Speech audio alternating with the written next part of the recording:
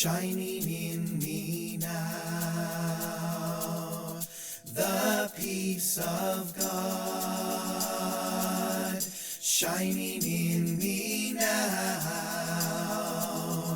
The peace of God is shining in me now. The peace of God, shining in me now. The peace of God, shining in me now. The peace of God, shining in me. The peace of God, shining in me now. The peace of. Hi everyone, welcome. Friday morning. Am I on? Now. Okay. Ha. I love you. And welcome live streamers. And I'm so happy to be here. It's raining outside, but it's sunny in here. And we have a couple surprise guests in the house. Victoria is here. And this is Linda Leland's daughter. And she's inspired today's topic. I put her on the spot yesterday and I said, what can I teach tomorrow? And so she gave me today's topic, which is on hope and trust. So what do you do in situations where you're not sure what to do, or where you're, just feeling like, how do you go forward? And what is it with hope and trust? So we're going to be looking at that subject today. And we also have Bill Detellis in the house, which I'm all excited about. He's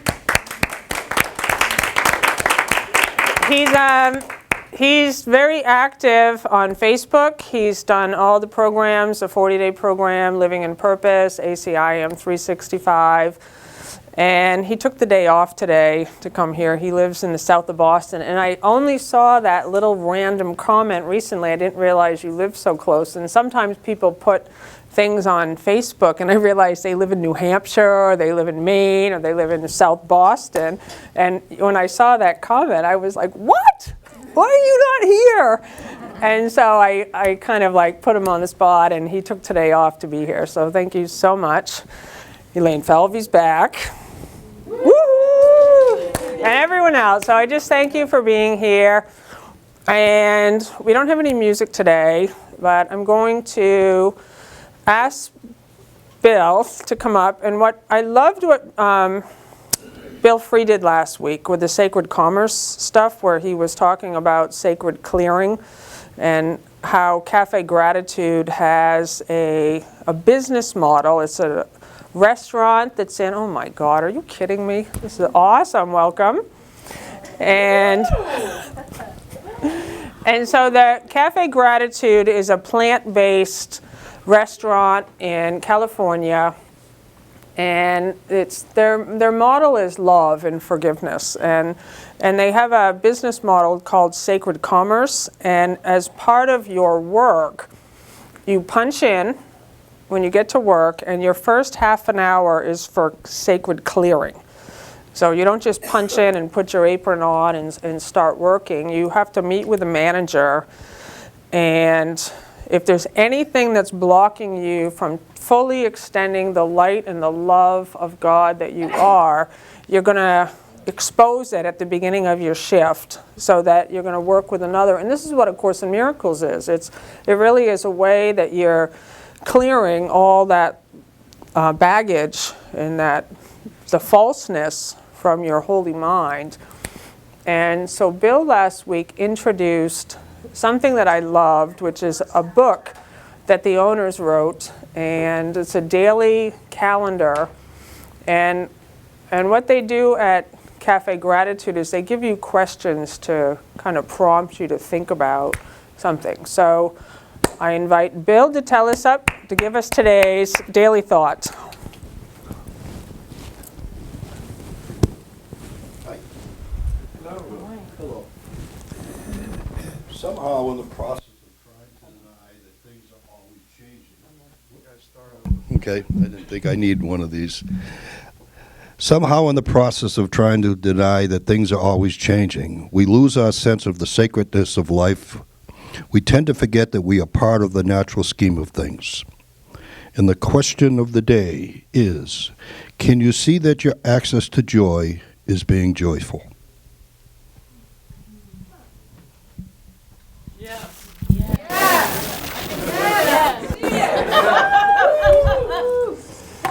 So let's just sit with that for a minute. Can you see that your access to joy is being joyful? That's your access to joy. You're not going to get there later. I love that. Somehow, in the process of trying to deny that things are always changing, we lose our sense of the sacredness of life. We tend to forget that we are part of the natural scheme of things. And that's actually what today's topic is about. And I thank you, Victoria, for giving that to me, of really being in the flow and trusting. And that's something we're not used to doing. We're used to controlling everything. And it's so unconscious. But it's amazing now because we are sent by God. And that's, to me, the gratitude that we come together in this space, that we remember our identity of why we're here, what our purpose is. And so we're going to cover that today. I have some exciting news. Our very own Irene Tompkinson is on the front page of the Hampton Union. Is this from today? And she is going to South Africa. Hold it up so we can zero in on it. Hold the paper up so we can zero in later. The close-up. The close-up. Okay, yeah. Those people in South Africa are probably watching this. Yeah, so she's going to South Africa, and what is amazing about this group, and Bill Free started the live stream. He had the idea that we were going to do live stream, and this Friday group is seen around the world. There's anywhere between 300 and 500 people that watch this morning Friday group every week, and people are touched by the teachings. I know Al and Monica and Linda and Nancy and David and Irene. And so what happened with Irene is somebody was watching on the live stream in South Africa, and they reached out to her, and she's been coaching them over Skype for all these months. She got them all into the 40-day program, and she's been invited there, and they've set up this sacred business, really. It's a hairdressing business where she's helping them to empower them to serve and to bring in money to help build schools and to help, pay for heating and water and all the necessities that they need. And she's doing it by the grace of God. And this is what all of us are coming to the place as our function starts to become revealed of why we're here, is you often will be given an assignment. Like your assignment is every day in the healing of your mind and the remembrance of who you are. But sometimes you get assignments that are physical, like Helen Schuckman and Bill Thetford. Jesus gave them an assignment to write A Course in Miracles. It took them 7 years. And so that just wasn't like, how's it going to happen? He gave it to them. And each one of us has gifts and ability that are unique only to you. And I'm going to cover this also. Like the surface traits of the teachers of God are different. And each one of us has different skills and ability, but they're all used together in harmony for one purpose, the salvation of the world, where we're bringing the light of God into the world. It's needed, it's time, and so I'm very grateful because it takes courage. It takes courage to step into the unknown. Irene did not know how she would go teach in South Africa. Where's the money going to come from? It took courage to ask for money, and she still does need some funds to fulfill. She's raised a lot of money, thanks to all of us, thanks to all of you. And, and that's the courage of you, where you give your money. It's like it takes a village. And what I love about this Friday group is that, and it's now extending through the live stream, as we're supporting each other as we step forth into our new function. And it is an unknown space. And that's what we're going to talk about today, the trust that's needed to begin to fulfill your function as the light of the world. Can you tell people where they go to? Yeah, where is it? Where's Irene's Fund Me? I can't remember the name of it. It's GoFundMe South. It's in the article. I'll post it on my Facebook wall today, but that's a great question, because one of the things we want to do, and this is where our mailing list is coming in, is any events, news, is we want to put it in a mailing list and put it on the website every week. So we currently have 47 people on our mailing list for this group. So if you want to receive the events and the news, we'll put Irene's on there. I'll put this on my Facebook today, so that'll be done. But we'll have a list afterwards that you can sign up on. So thank you for that question. And now it's meet and greet. So this is a space of celebration. So we're going to greet each other in love and seeing the Christ in everyone. We say namaste, and we can all rise. Namaste. Turn my.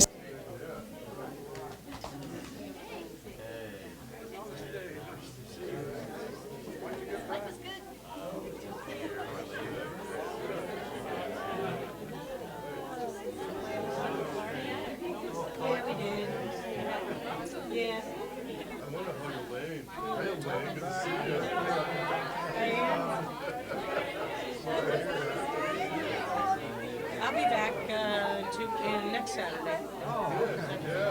For a couple weeks.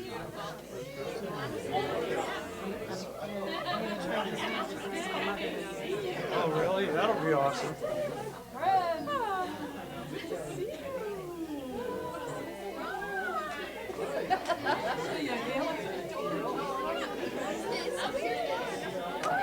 Oh, no, she doesn't.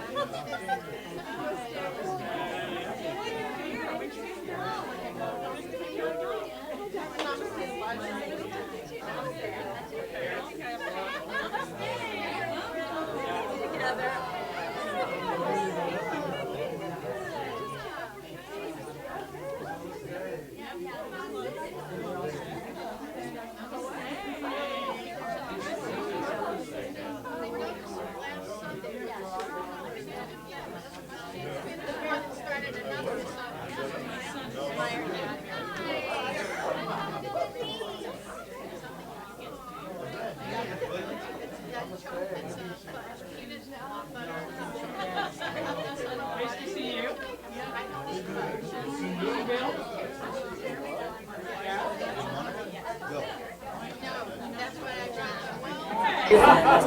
Oh, thanks.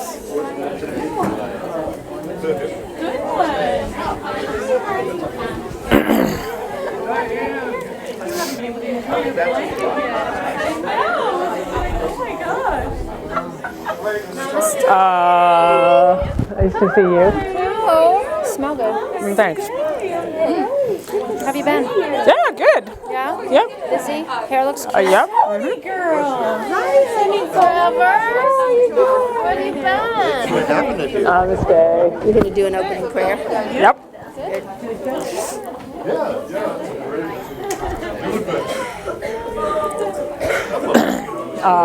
Namaste. Okay. Do you want to do it? I just seen you do it. Do you do or don't? No, thank you. Okay. I'll pass. Okay. Welcome, everybody. Okay, so let's open up with prayer. I'm gonna do a prayer from the workbook lessons. It's one that I came upon the other night. I have been crying all week long. I have been in such a state of just something transforming, and the end of the 40 days is here, and the letters have been coming in.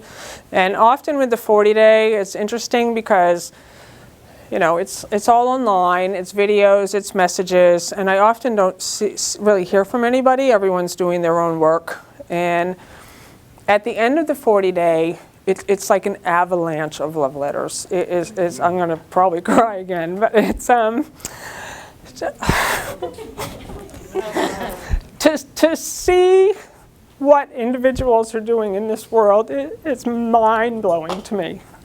And I'm actually, I'm going to do the prayer because I'll never get to it. And then I'm going to read you a letter. And so I've been reading these letters all week, and I've been just crying, you know, just really seeing around the world people are doing the work. They're wanting to dedicate their life to love and to forgiveness and the gratitude that's pouring forth. You know, like we hear that there's so much chaos and craziness right now in the world with the you know, the election and guns and violence and all of that stuff. But you actually see there's something else happening with individuals rising up out of this that say, I don't want to be part of that. I want to be part of something larger, and I'm willing to step in and trust. So this is my prayer. I came upon this the other night, and I just was bawling my eyes out. And so these final prayers are prayers from us to the Father. And this is lesson 298. So if you can all just become centered where you are. You can close your eyes or open your eyes. It doesn't matter. There's no right or wrong way to pray. Because prayer is nothing more than a way to reach to God, which is the love that you are. And we're reaching that place now, joined as one. I love you, Father, and I love your Son. My gratitude permits my love to be accepted without fear, and thus am I restored to my reality at last. All that intruded on my holy sight, forgiveness takes away, and I draw near the end of senseless journeys, mad careers, and artificial values.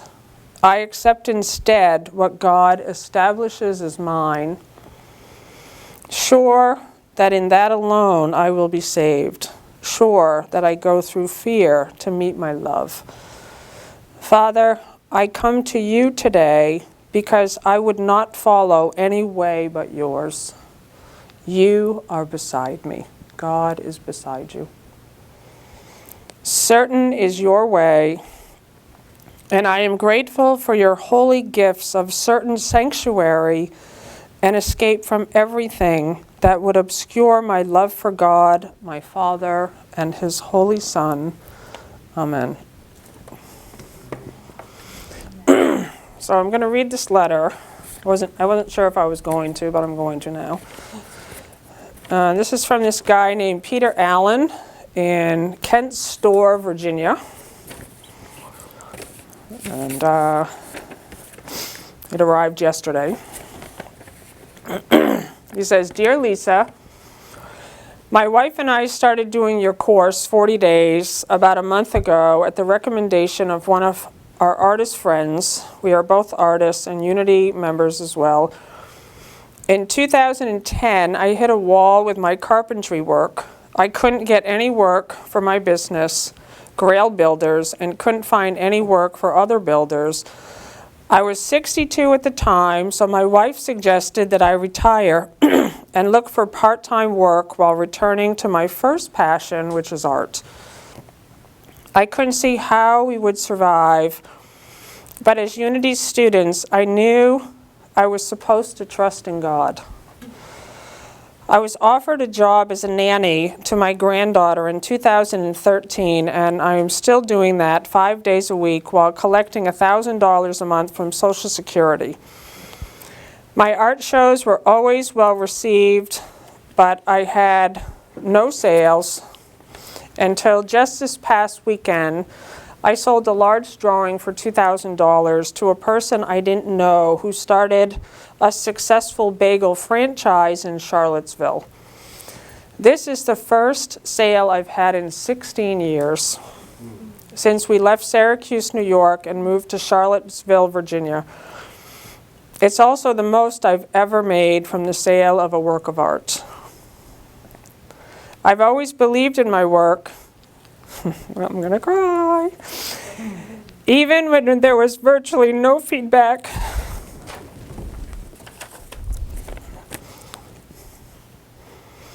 I've always believed in my work, even when there was virtually no feedback from outside. But I've always relied on other sources for money to live on. Right now, my wife and I are experiencing the greatest abundance we've ever known, and my sale to Mr. Fox, the bagel guy, is the latest miracle. My wife and I both feel that you and your 40-day course are the source of our ability to realize the truth about ourselves as light and love and infinite abundance. We are both deeply grateful to you, and as tithers to God, want to share with you who we recognize as our guide to God, the latest expression of His abundance. Thank you for your courage and your trust in God. It is helping us to be courageous and to trust in Him as well. Yours with love and gratitude, Peter Allen. And it just, I didn't cry this time like I did last night, but that last part about your courage and your trust in God, because I don't feel like I have any courage. I don't feel like I have trust in God. I feel like we're all in the same boat together. And that's why I love being together with all of you, because Jesus really does say that this is a plan of God, and we're all going into the unknown. There's not one of us who's gone ahead and now they're up here. We're literally all walking together on the same path, and we're giving each other courage. And what was amazing to me is that my little bit of courage, which I don't think is very much, gave them courage. And my little bit of trust in God, which I don't think is very much, gave them their trust to begin to believe in their work. And so my gratitude is like beyond. And I think that we've come together like this, like we found each other. And what it feels like is something new is emerging, and I'm literally in the middle of it right now. It's a movement. It is a movement. And it is a movement, and it is physical. Like I have been feeling all week long, like something, like energy moving here. It's like, I don't want to, what? So maybe you're correct. Yeah. And it's uncomfortable. It feels like, oh my God, like what is happening? And I don't want to move from this place now. I don't want to like distract myself to make that energy stop moving. It's moving. And it's moving in all of us, and it's moving in the world. And so this really is a holy encounter here today. We don't come to hear me teach. We come in to join together. And this is how healing is accomplished. That this gathering here literally is the circle of love. And we're all joined in one space, and we are undivided in our attention for the time we're together.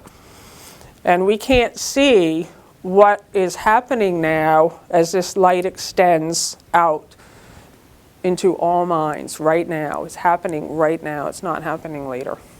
And so when I asked Victoria yesterday, I didn't have a topic. And I said, what would you like me to talk about if you had anything? And she said, hope and trust. And I thank you for that, because it gave me a chance to look at some sections here.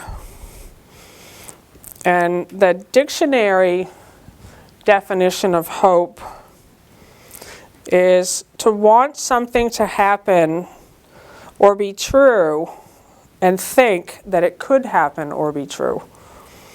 To cherish a desire with anticipation.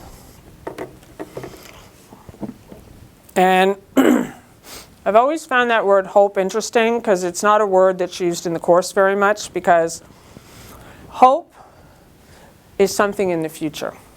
It's something that we hope for, that we hope will happen later. Everything that you hope for is already happening now.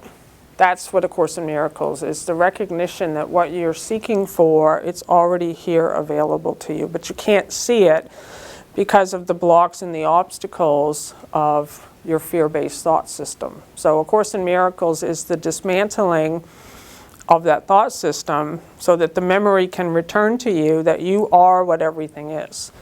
And so I just wanted to read briefly from lesson 200, and then I want us to go through the section on trust in the Manual for Teachers.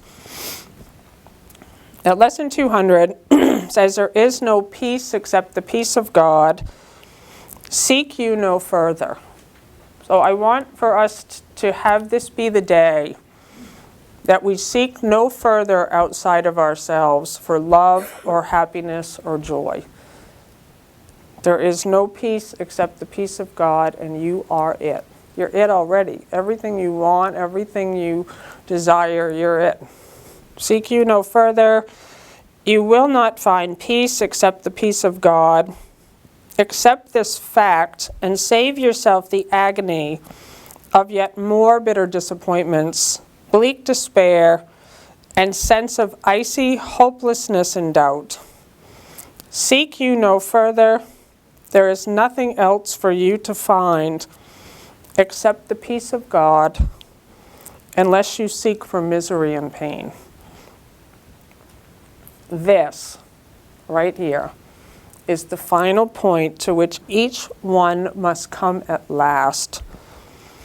To lay aside all hope of finding happiness where there is none. Of being saved by what can only hurt. Of making peace of chaos, joy of pain, and heaven out of hell. Attempt no more to win through losing, nor to die to live. You cannot but be asking for defeat. Yet you can ask as easily for love, for happiness, and for eternal life and peace that has no ending. Ask for this, and you can only win. And so what it says in this lesson is that you cannot hope to find happiness in the world. And that's why it takes courage to be a teacher of God, because each one of us has to come to the point finally where you give up every single attachment you have to every single thing in this world. Your relationships, your jobs, your hopes, your dreams. And that's a place of fear, because it's so unconscious, the control that each one of us must demonstrate to hold things together. I want you to think about it. You might think I don't control things, but what would happen if you stopped going to your job? Probably get fired, right? What? Yeah, that's when people get fired from their job here, we celebrate. Liberated from their job. But that's going, and see, it's not that going to work is a bad thing, but you have to look at like how every little single thing we do when we're living without God is a way to hold our world together. If you stop showing up in your relationships, they would fall apart. If you stop showing up in your friendships, they would fall apart. If you just were to stand still and not do anything, your world would change so unbelievably fast, it would make your head spin. It would. And so we get a chance now to really look at like, where are we holding the world together? And why are we holding the world together? We hold it together because of fear. We're afraid of the unknown.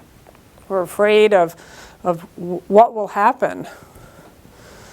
You know, like what will happen if I stop doing things? I remember back in my relationship in New York, I was with this just amazing guy, but I was totally holding a grievance that I had to do everything. That I did all the shopping, all the cooking. I didn't have to, I just took it on. And I was building up resentments, and he didn't know anything. He was just being himself, you know, and he got used to, and he thought I liked doing all of these things. And I remember at one point just having a total grievance about the toilet paper. Like that if I didn't buy the toilet paper, we'd have no toilet paper. And I was so mad. Like, screw him. It's selfless, selfish, heartless, you know. And I didn't buy the toilet paper, and miraculously he went and bought some. Like, he must have seen, or, like, we need toilet paper, or maybe we ran out and we used Kleenex or something. Like, who knows what happened. But it's like where you begin to see the littlest, tiniest things that we do here to keep things stable.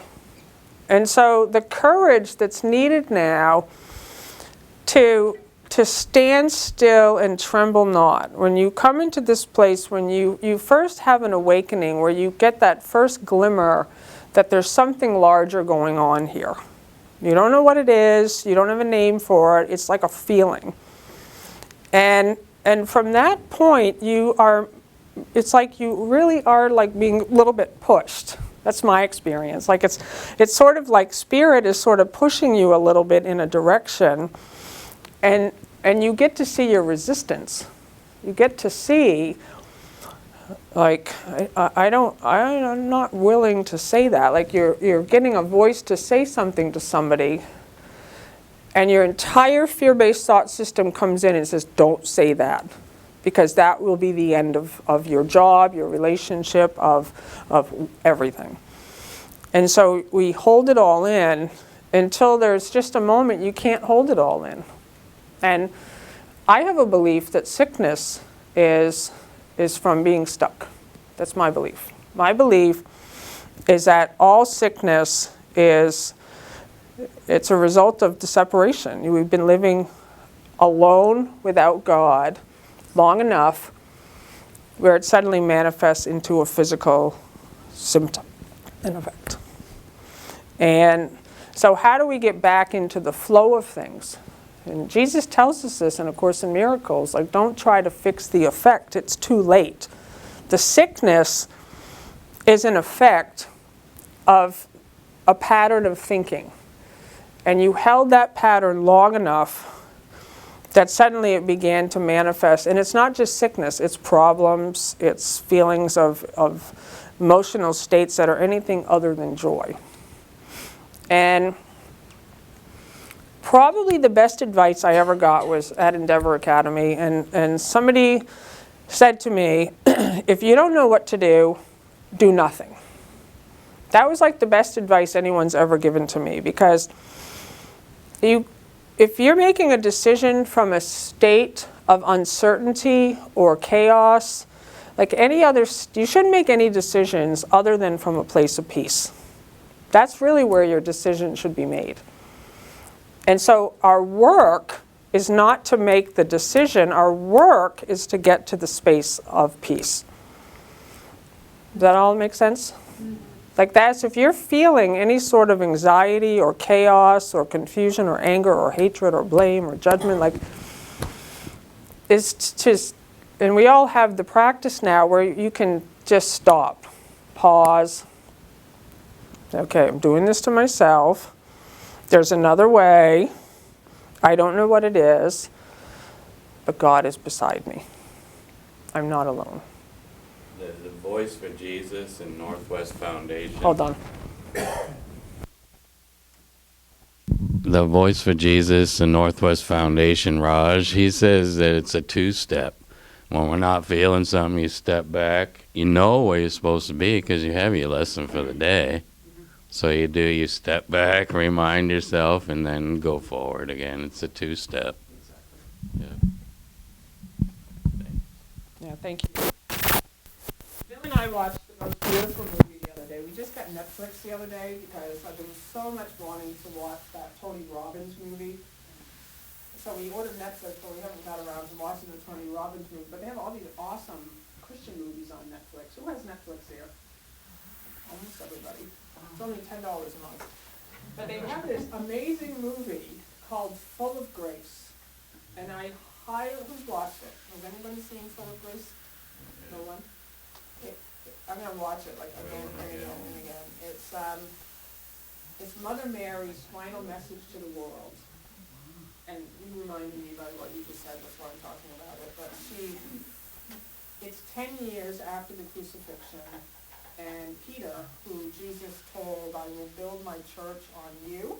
And it's 10 years since Jesus has gone, and Mary's living up in the hills somewhere, and the church is growing, and the church needs a leader.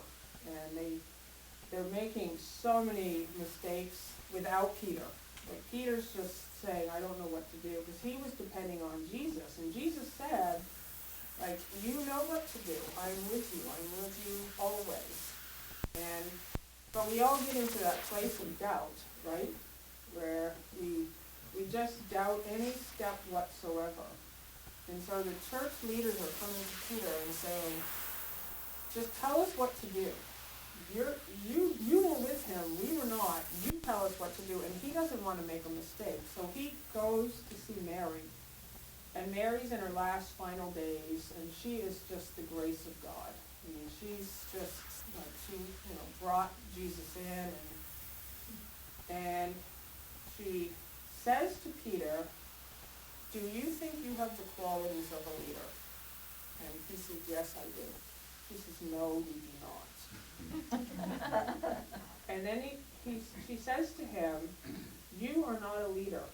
He is the leader. You are a follower. And the path is already set. The path is set before us. It's already set. And we listen, we follow, we trust. And that is my motto from now on. I'm going to put it on a plaque. We listen, we follow, we trust. And what's been happening to me is I've had very dramatic experiences in my life of having a revelation of the unreality of the world back when I lived in New York City, having no idea what it meant. It's just like my whole world was just scrambled. Suddenly it's like none of it makes any sense to me. And, then Monica showed up and a few other teachers from Wisconsin. I gave all my stuff away. And I set myself on a path where I dedicated my life to service to God. And what happens over the last 25 years since that first initial revelation and my leaving New York and devoting my life to God is it's like this. It's moments of doubt and then moments of amazing certainty. And what I feel like is Jesus has been really trying to get my attention, my undivided attention, and I've not been giving my undivided attention. It's like I go in and I go out. And what I feel like is happening, I really feel there's a quickening happening in the world right now, a call for all of us here as teachers of God to make this 100% commitment to the healing of the world, which is your mind. So you're using every single situation now as a point for healing. It's not about teaching other people. It's not about saving the world by, going places. It's literally about remembering who you are in every moment and acknowledging your dad. Whether that be Jesus or the Holy Spirit or God, that you're recognized, you have the most traumatic experiences also. And you know that when you're in that place, it has no reference in the world, right? We need each other. We need each other to walk this path. Because it is a totally unknown space. And I just wanted to read some of the section on trust because I feel like it dropped into you, really. Like I feel when you said it, it was like, yep, this is about trust from now on. That we are taking new steps, all of us. That it is a brand new space for every single one of us right now. We've never been here before. And Jesus is asking us to let the past go. Totally. Can you imagine to never tell a story about your brother ever again, except for what is the kindness and the love? I want you to watch yourself today. It's practically impossible. The mind just naturally will start telling a story. You'll be just with a friend, and you'll just be in the name of like sharing, saying, "Oh well, this person did this to me, and I feel bad." Right? Yeah. And when you put a little spiritual spin on it, and that's for my healing. But he's saying, no, your brother's past is over along with yours. So we start to be vigilant to really see like where I'm still picking up the story, calling someone else or thinking about it even, replaying it in my mind that something should have been different. And Jesus is the greatest demonstration of being totally persecuted and crucified and beaten and torn. And he says the reason for the crucifixion is I become the model now for you. Like you who think you're persecuted by the things people are doing to you is nothing compared to what happened to me, and I did it so you can do it. And so, to me, that's where we are right now, is we're being asked to let all stories go. To stand in this place, because this is a call for teachers. It's a call for individuals who are really going to allow the light to shine through and to have the courage to do things differently. And so, it says, there's characteristics of God's teachers. The surface traits of God's teachers are not at all alike. Look around yourself right now. Everyone look around. We all look completely different, right? We do not look at all alike. There's different colors, shapes, sizes. And yet, it says they do not look alike to the body's eyes. They come from vastly different backgrounds. Their experience of the world vary greatly, and their superficial personalities are quite distinct. Nor at the beginning stages of their functioning as teachers of God have they as yet acquired the deeper characteristics that will establish them as what they are. God gives special gifts to his teachers because they have a special role in his plan for atonement. So each one of us has a special role and abilities that are only for you. And each one of us is beginning to find those abilities. Their specialness is, of course, only temporary, set in time as means of leading out of time. All differences among the sons of God are temporary. So trust, it says, this is the foundation on which their ability to fulfill their function rests. And for anyone who's ever read the manual for teachers, you know that every single characteristic that's listed here is based on trust. Every single one. And he says it at the beginning of every single one. So trust is needed because you can't see the Holy Spirit, and you can't see God. You can't even see the past. So you can normally only get a sense of the next step. That's my experience. And I trust in that. I've begun to trust in the next step. And here's the thing. When things start to happen to you, the mind will make up a story of why it happened. And you will be gone. You absolutely will be gone. Yes. One of your lessons last week, and I can't remember if it was 365 or 40 day, was on the Holy Encounter.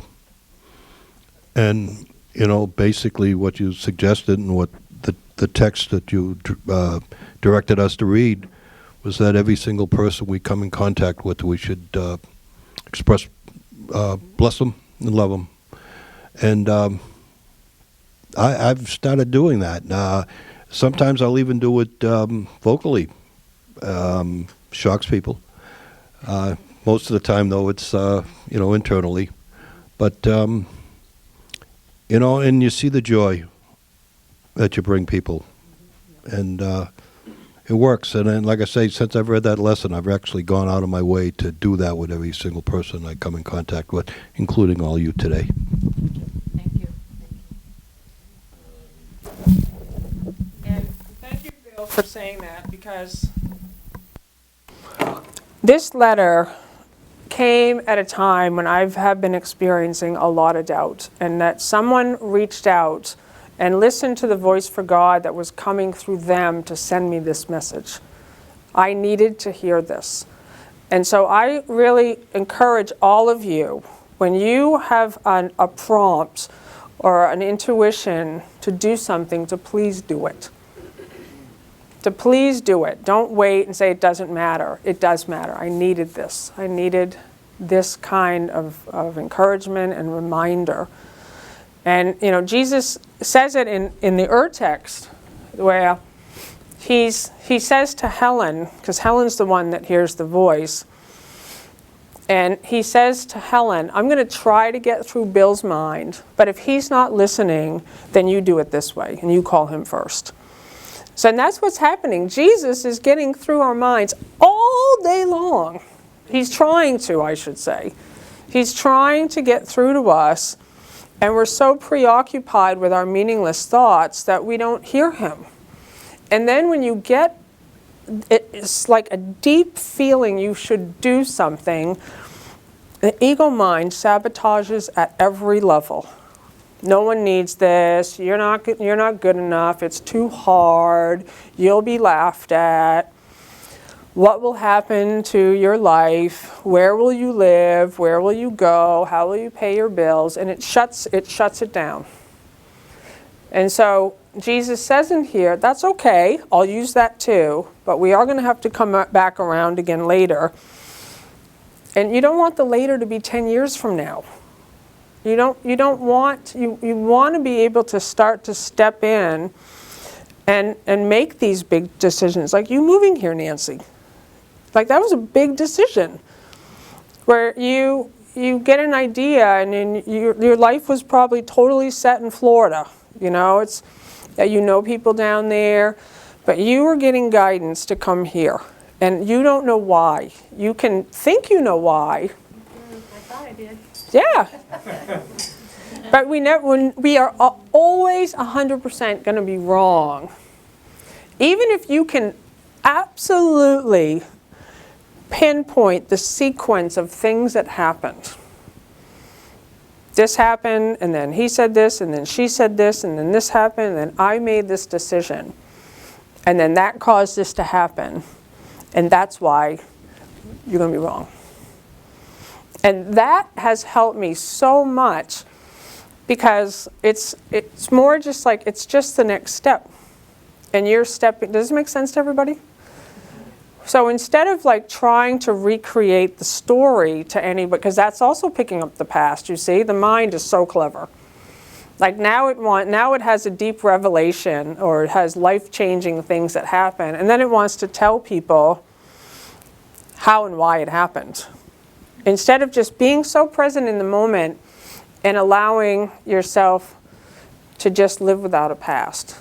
And that requires trust. So it says, there's some stages here, and I'm not going to read the whole thing, but it says it's a development of trust. So we're learning to trust in this invisible presence that is with us as us, because we weren't taught that, right? Right. Do you live that way? Do you know?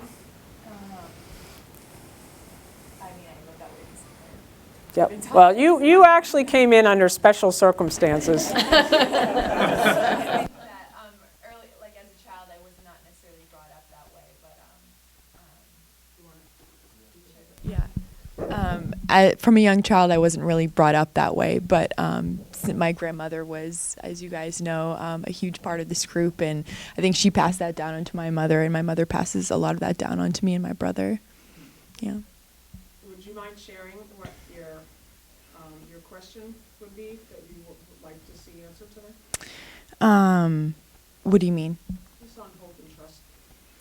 Well, I'm going through a lot physically, dealing with a lot of chronic illness, so I've been having a hard time trusting and I guess feeling hopeful, or that of something that doctors say is incurable. How to work with that and find reason for joy, I guess. Can you say what you're afraid of? Just suffering and being in chronic pain my whole life, and I'm very young, so sorry. And I thank you for your bravery. And like what we did last week here was Bill gave an amazing class last week, which I absolutely loved.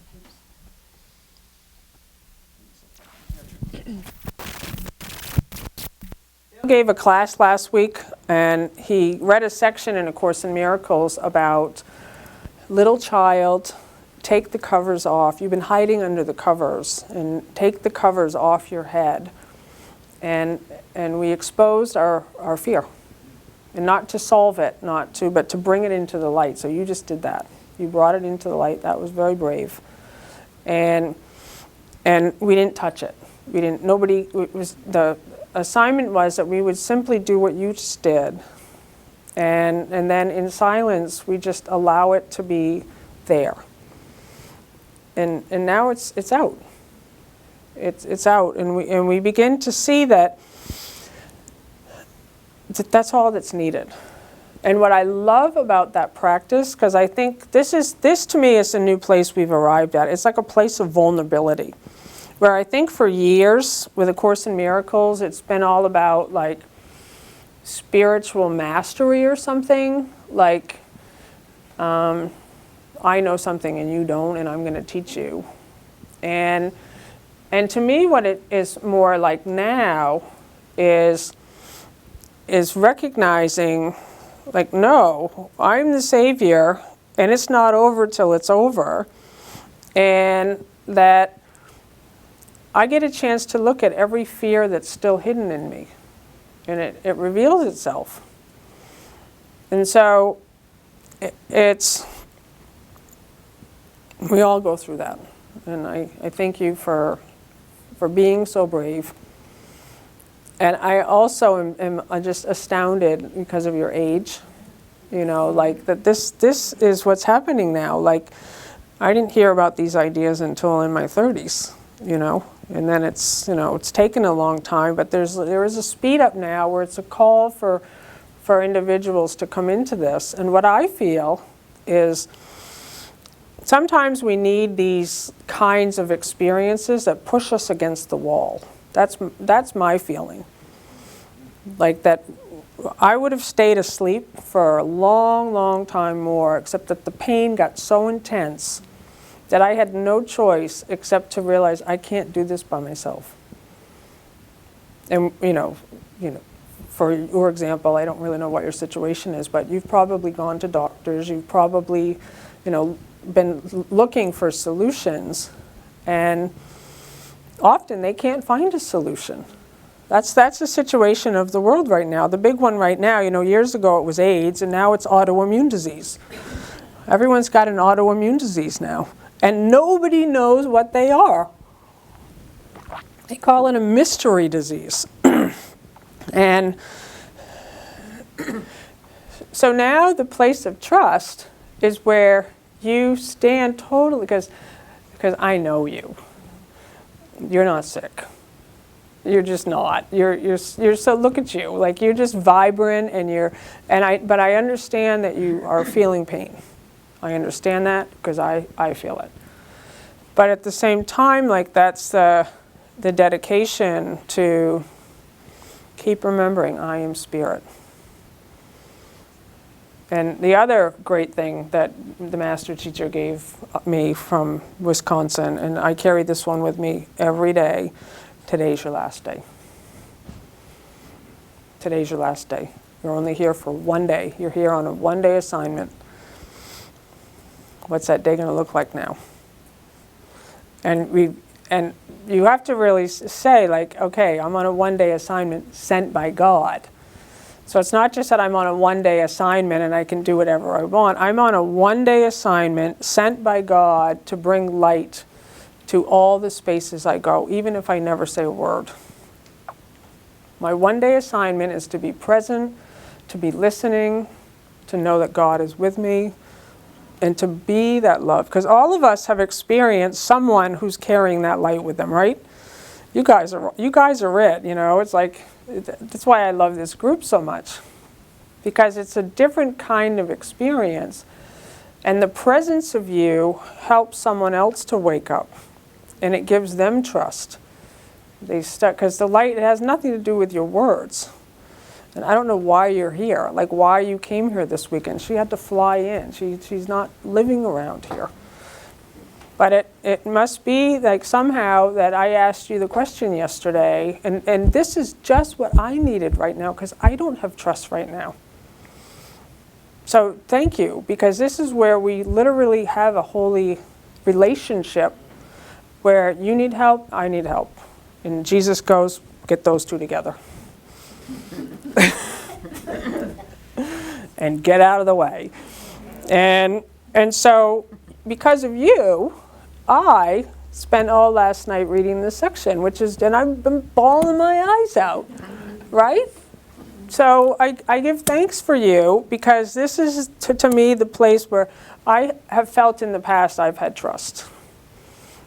And what I feel like, and again, I'm always going to be wrong by however I think is the interpretation of it. I feel like it literally is like a path.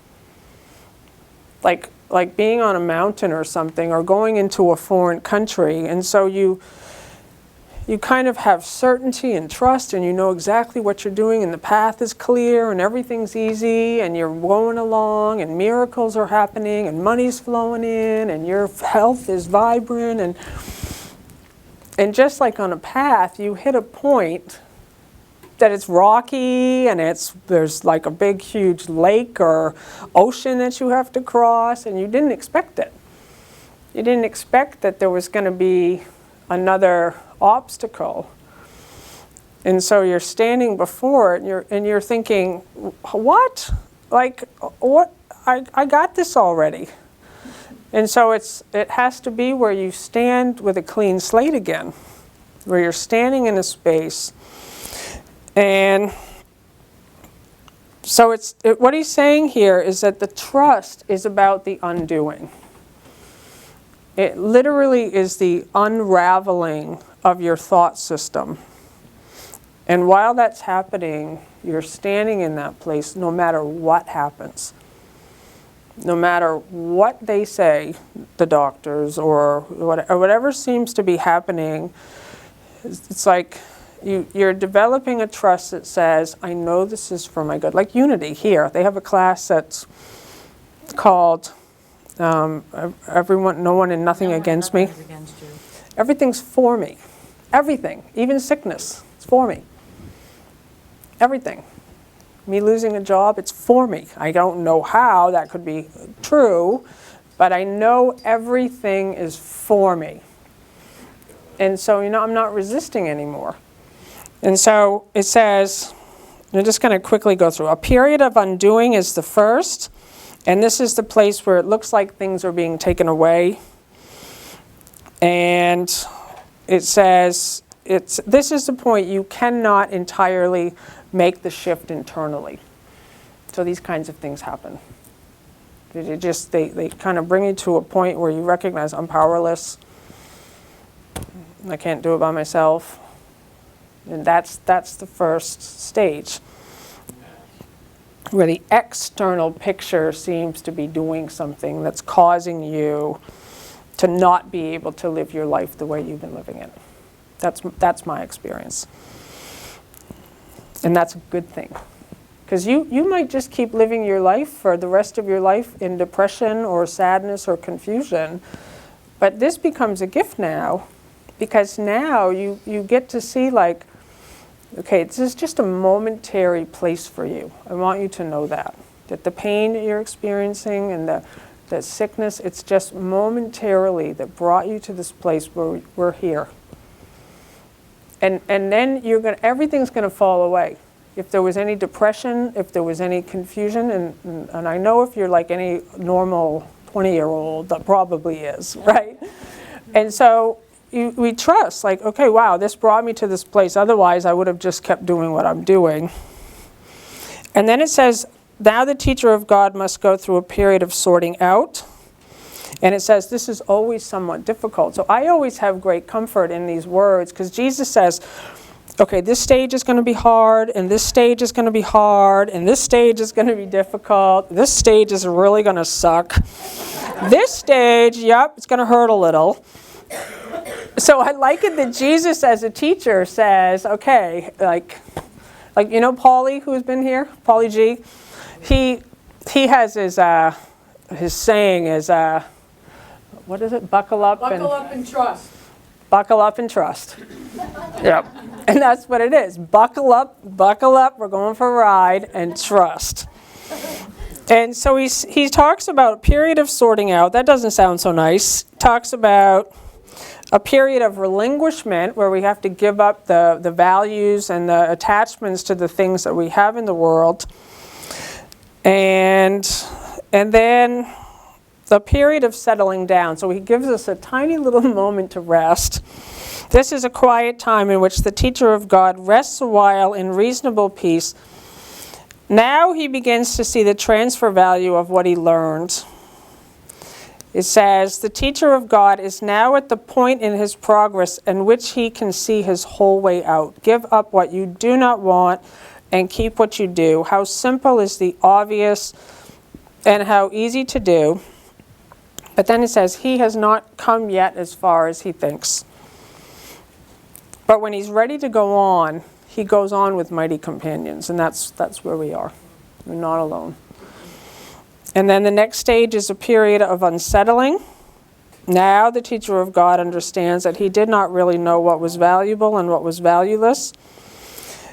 And I love this part. I'm just going to close with this, and then we'll open it up for discussion.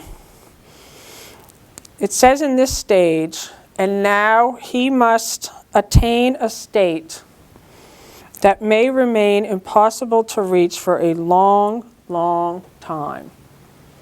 He must learn to lay all judgment aside and ask only what he really wants in every circumstance. And so he's saying now is that Jesus says that the time is up to us when we reach this state, when we recognize, I can't do this by myself. To me, that's the end. Like it's not the end of the journey, but it's the end of any struggling that I've had, because I can always remember I'm not alone. That Jesus is with me, God is beside me, and that this is just part of the journey. This is just it. So I want to open it up for any feedback or comments.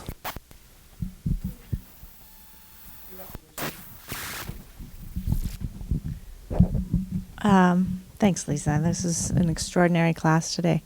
I really just feel that sometimes when the rug does get pulled out from under you and you can't see what's going to happen or where you're going. That happened to me a couple of years ago, but just before I moved here, and it's very upsetting. And yet, if you really go within, now the recognition that when we go within, we are always tapping into where the true solution is, right? Because your solution's never in the, what's going on. I mean, everything was upset in that situation. I left my partner, I left my work, I left my spiritual community, everything to come here. And it was just like, I was in shock for a while. But what happened was this incredible rebirth. And I really experienced that my idea of what I wanted even had to be completely undone so that I could serve more people or do something else, broaden out what I had going, I guess. But I didn't know that at the time, and it was really scary. It is really scary. But recognize too that the portal to your awakening and your true self, it's right here. There's no other place for you to find it. And so that's what I had to learn. Just doesn't matter where you go. You're taking yourself there, and you are the answer. You are the solution. But each of us is challenged to that, to really embark upon our path right now, because we don't have much time left, in that sense that time is collapsing. We all notice that, everything's going by so fast now.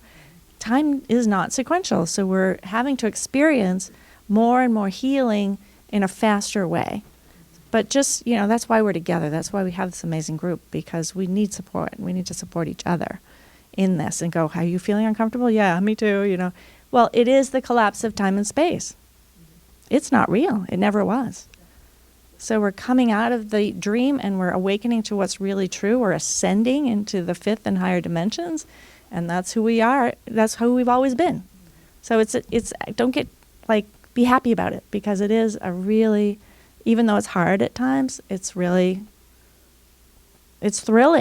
Like we're joyfully coming home to where we really belong. Thank you. Yeah, I wanted to say something. Turn your microphone on. Come on. Maya? Okay. The other day, or today I'm doing a radio show. No, we got to shut the other microphone off. Oh.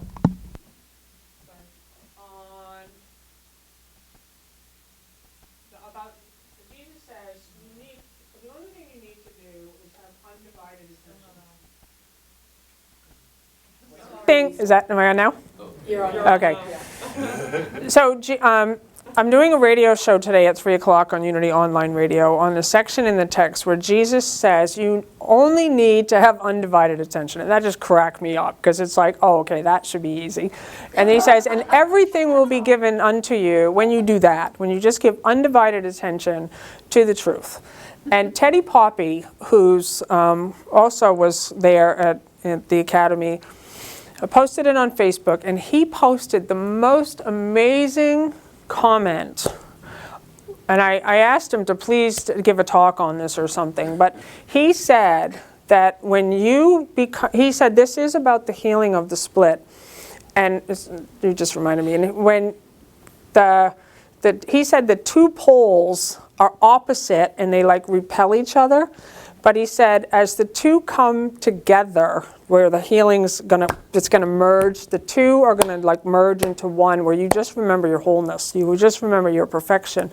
The intensity as because here they're fine, you're just in conflict, and you sort of flip over here to happiness sometimes, and you flip, so they're not so close together, but as you bring them together, the intensity is just so painful. And he said that the master teacher taught about this. It was my teacher. He said, don't try to solve the problem. Just if you allow everything to be difficult, allow the intensity. This is the trust that's required to have this transformation occur. He said, it becomes a whole, but whole, H-O-L-E, where the light can come in because you don't try to fix the problem anymore, and they become whole. And I always love that, because that is the point of intensity. Let me be still. Thank you so much. Thank you. Love you. That was awesome. You're awesome. You're awesome. I have a few more moments. Does anyone else want to say anything? Martha?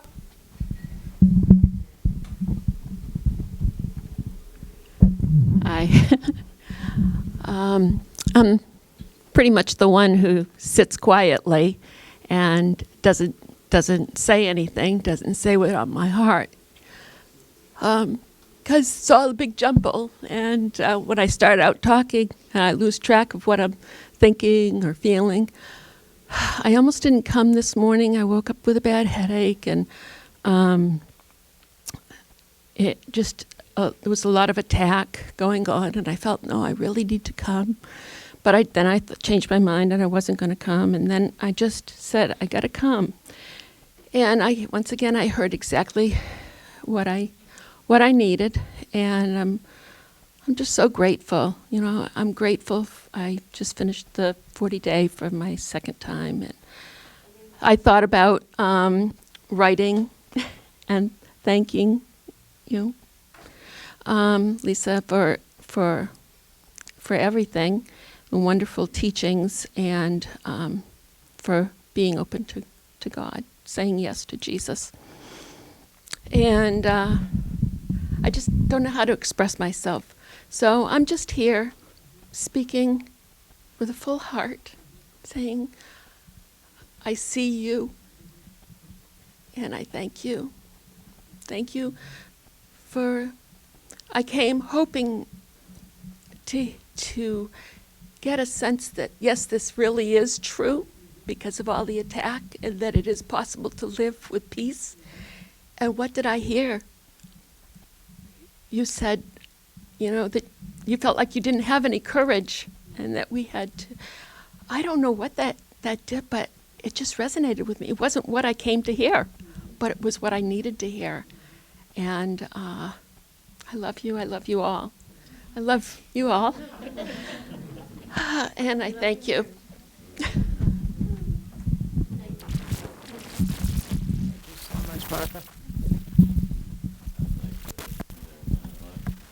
Am I on? You're on. I'm on. Yeah, thank you so much, Martha. And to me, that's the place where I just want to really encourage everyone from now on. When you have a thought to do something, to do it. Just do it. Just to trust in that. Like you had the thought to come, and then the thought comes in, no, I don't want to. And so you just bless us with your presence here. And when I saw you on the camera when you came back here, you know, when we were out traveling, I was like, oh, Martha's here, you know, and you never know just what your presence alone is going to do for that situation. We all think like, oh, nobody cares, I'm here, and you have no idea what your presence does, and you never have to say a word. And to me, that's, you know, I watched one little tiny clip of Tony Robbins' documentary, and I'm gonna watch the whole thing because that guy's mind blowing. I didn't know. I thought he was some positivity guy, but he's a master teacher. That guy, he is in your face, and he gets below the surface stuff. Like you give him a story, and he just comes right in, and he just busts you right, goes right to the source of what's really going on. And he worked with this one woman, and she did something incredibly scary in front of everybody. He made her make the decision. He said, you are not going to blame this on me later. Saying, Tony made me do it. But we all know that you are living an inauthentic life by the words you're using. She didn't want to hurt someone in her life, and so she was sort of hanging on. And so she ended it. And when she ended it, he made her call her on the telephone. I'm freaking out watching this. And she calls him, and because he said, you're hurting the both of you. You are hurting the both of you by trying to not hurt him and hold this thing together. Free him and free yourself. Call him. Get your phone. Well, I won't say what he said, but he swears a lot. And so she calls him, and the whole crowd erupts into just total excitement and love and gratitude. He said, every single person in this room is in love with you right now. Do you know why? And I said, you know, watching it on television, because she was authentic. And she said, because I did the right thing. And he said, yeah, that's true, but because you were authentic. And that's what you just did. And that's what's required of all of us right now, is to be authentic. Just to be the fullness of who you are, whatever that means for you. I'm getting the 1 minute mark. So I want to thank you, live streamers, for being here, and all of you for being here also. And let's all join in a closing prayer. If we close off first, live streamers, you're the light of the world. Bill, would you like to pray? Oh, go ahead. You would? No, you. Oh, Oh, okay. Somebody wants to pray. I'll do it. Okay.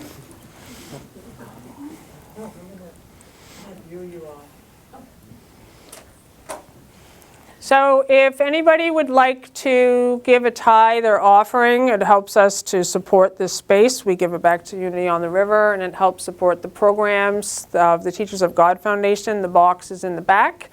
Or online, you can click on the donate button. And so we do our Unity Blessing Tithe, Divine Love, as me, blesses and multiplies all that I am, all that I have, all that I give, and all that I receive.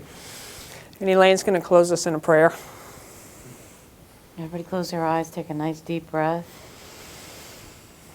Holy Spirit, we are so grateful for this gathering. I am so happy to be here today. It was what I needed. I got the call and I came. And listening to everybody being totally authentic and who they are is totally courageous. And everybody in this room has that courage because we've been listening. And when we listen, we are directed. And I, for one, am so grateful that I live by that because it takes away the pain and the stress. And we always have to remember we are never alone. Jesus is with us always. And so is this group of people. They are dedicated and loving. And I say amen. Amen. Woohoo! I love you too. So happy to see you. Me too. Oh my God. Gotta get to work. Peace of God shining in me now. The peace of God shining in me now. The peace of God shining in me now. The peace of God is shining in the peace of God shining in me now. The peace of God shining in me now. The peace of God shining in me now.